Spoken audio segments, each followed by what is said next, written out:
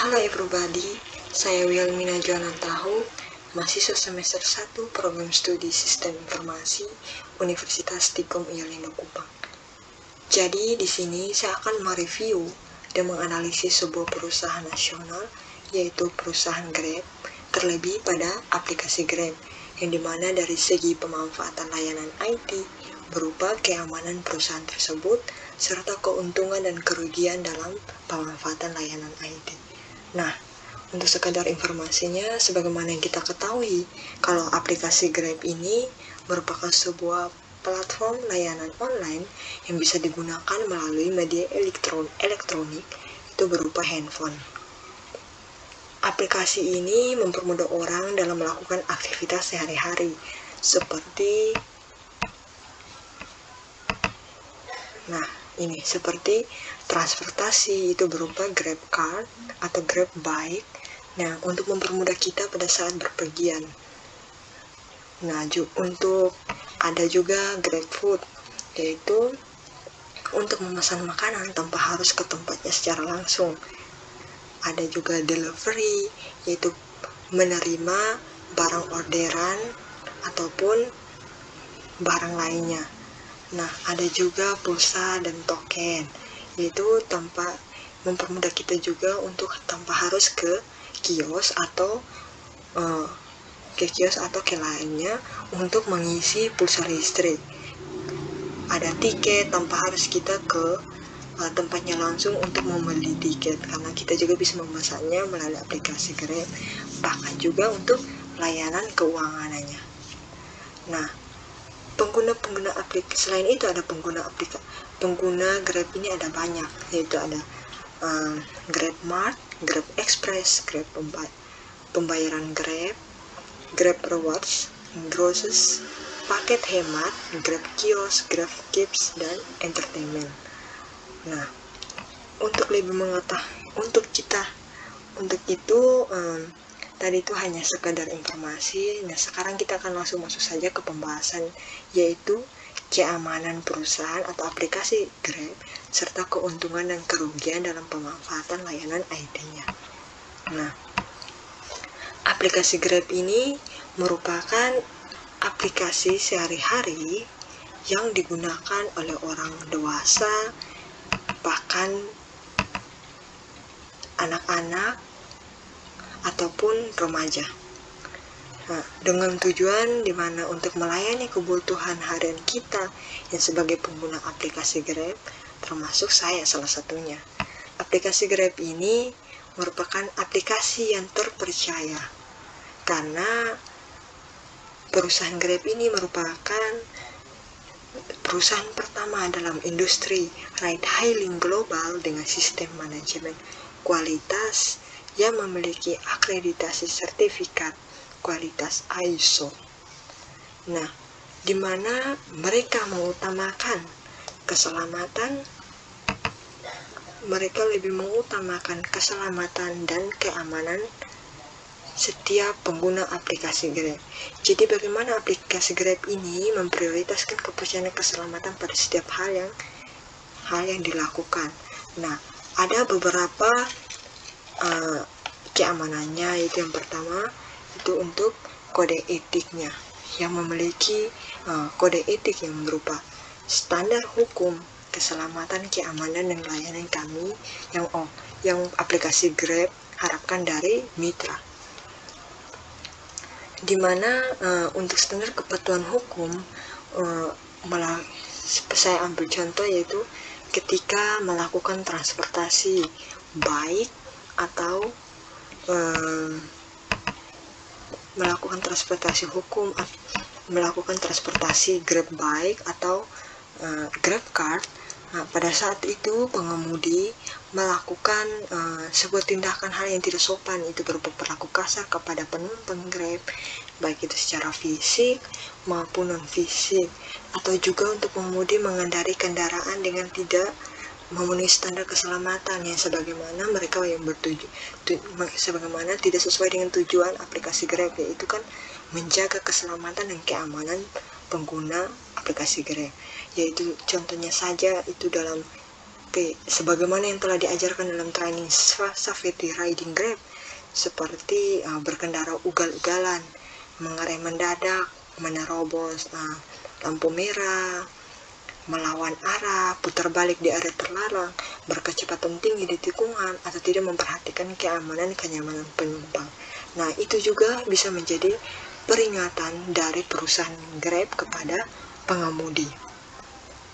Nah, ada juga keamanannya itu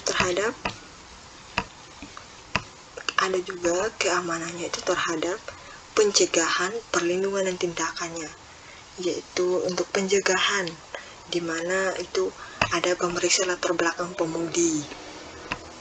Seluruh pengemudi itu harus seleksi untuk sebagai pengemudi platform mereka. Untuk pelatihan pengemudi itu melaksanakan tes bagi yang mendaftar sebelum mereka bergabung dengan Grab. Otentitas foto pengemudinya, dimana ketika kita memesan suatu aplikasi Grab baik atau GrabCard, pasti di situ ketika kita sudah konfirmasi penjemputan, maka akan di situ muncul identitas pengemudi beserta DH-nya, DH plat motor atau plat otonya. Nah, program keamanan pihak ketiga, bekerja sama dengan pihak ketiga untuk sekali membagi data mereka.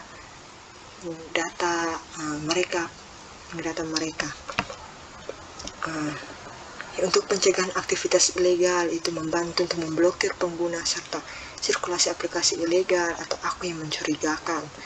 Nah, untuk darurat perlindungan untuk perlindungan itu berupa tombol darurat ketika kita sedang ada hal-hal yang tidak terduga seperti kecelakaan.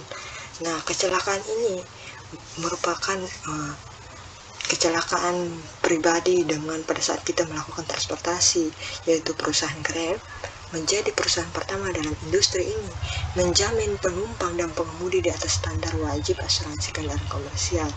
Nah, untuk kerangka keamanan data, yaitu melindungi akun pengguna, data perjalanan, e-wallet, dan informasi pribadi yang lebih baik.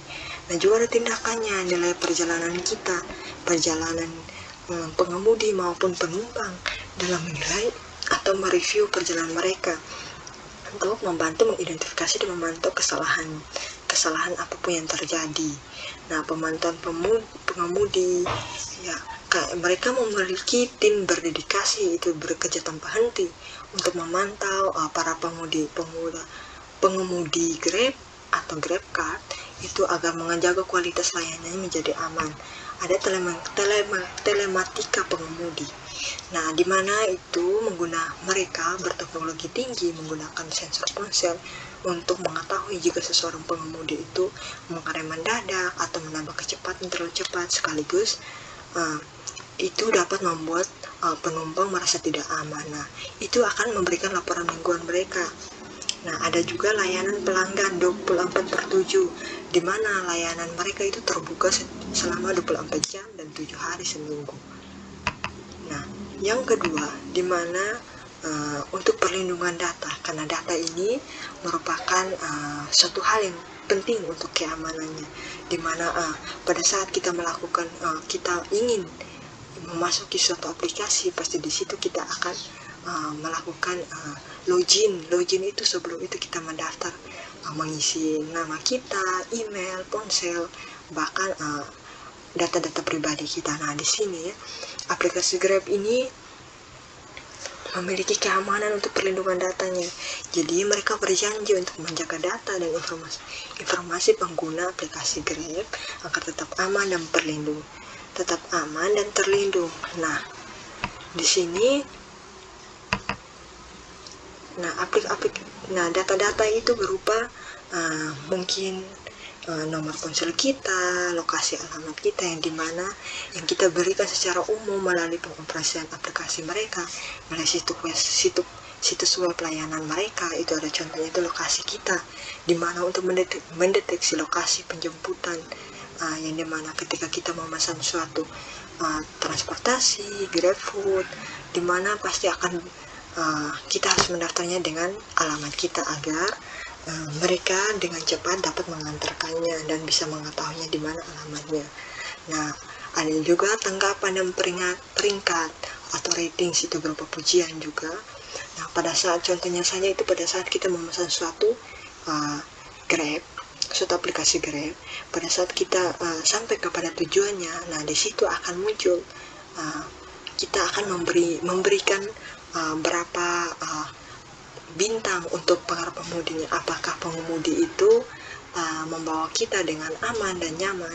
Di situ kita memberikan pujian atau mungkin memberikan hasil survei kita terhadap pengemudi tersebut.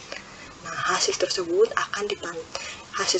akan mereka konfirmasi dengan pengemudinya, mungkin secara pribadi mungkin.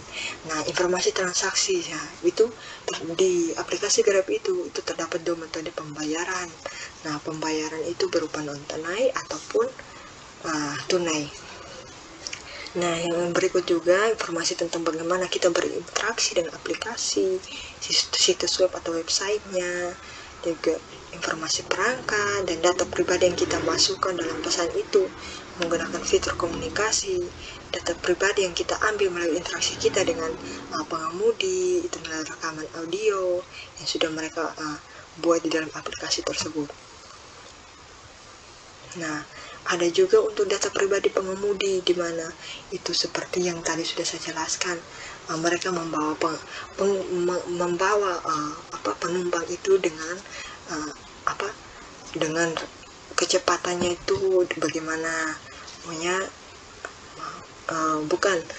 semacam kayak mereka membawanya itu dengan aman, tidak ugal-ugalan, mungkin kendaraannya stabil dan pribadi, mungkin cara berkomunikasi pada saat melakukan transportasi baik. Nah, yang ketiga untuk ketentuan layanan, di mana layanan mereka berlaku untuk Grab apapun. Nah, seperti ini, seperti layanan mereka. Untuk ini, yang pertama itu untuk PT Grab Platform Indonesia, itu sehubung dengan Grab Taksi. Mereka sudah membagi-bagikan sesuai dengan hubungan mereka, sesuai dengan PT mereka masing-masing. Jadi ada PT Grab Teknologi Indonesia yang sehubung dengan Grab Card, Grab Bike, Grab Food, Grab Mart, layanan grosir, Grab Fresh, Grab for Business, Grab Health, Grab Gift, dan Indonesian Bus Marketplace. PT Grab Teknologi Indonesia dan PT Sepeda untuk Indonesia bersama-sama sehubung dengan Grab Wheels. PT Teknologi Indonesia dan PT Grab Teknologi Pariwara Indonesia secara bersama-sama bersehubung dengan Grab Edge. PT Kudo Teknologi Indonesia yang sehubung dengan Grab Kios dan Grab Mart Daily.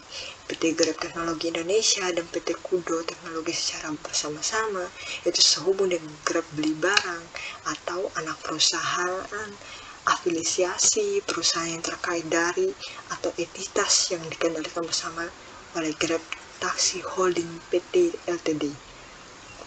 Nah, selain itu ada juga kelebihan dan kekurangannya. Selain memiliki aplikasi, selain aplikasi ini menjadi aplikasi yang terpercaya karena memiliki tujuannya itu untuk keselamatan dan kenyamanan para pengguna aplikasi. Nah, ini dia kelebihan dan kekurangannya. Untuk kelebihannya, selain sering ada promo dan potongan yang luar biasa. Nah, contohnya saya pada saat kita sering memesan aplikasi Grab atau mungkin order Grab Food melalui aplikasi Grab, di situ kita bisa menikmati berbagai macam promo yang diberikan oleh transportasi, makanan, pengantar, bahkan hampir seluruh layanan ada promonya. Nah, dapat pergi ke dua tempat sekaligus dalam satu orderan. Pada aplikasi Grab ini bisa kedua tempat sekaligus. Jadi satu kali jika adalah kita yang sebagai pengguna aplikasi ada orang yang sering pergi kemana-mana, maka hal ini pasti sangat bermanfaat untuk orang tersebut. Nah, mencantumkan merek motor dan orderan yang dipesan. Nah, itu merupakan yang sangat penting karena ketika kita memesan suatu orderan, pasti kita tidak tahu siapa yang akan mengantarkannya. Nah, di situ mereka telah membuat merek motor mereka. Merek motornya contohnya Scoopy mungkin, atau merek motor lain.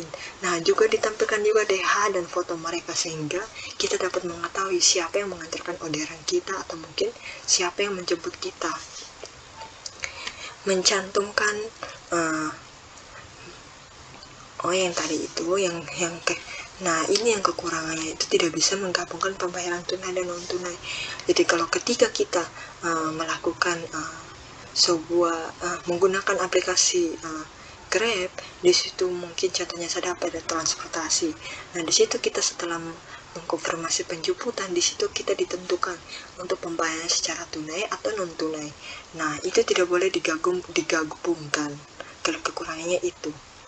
Nah, yang kedua, tidak bisa melakukan order lebih dari 1 kali dalam waktu yang bersamaan.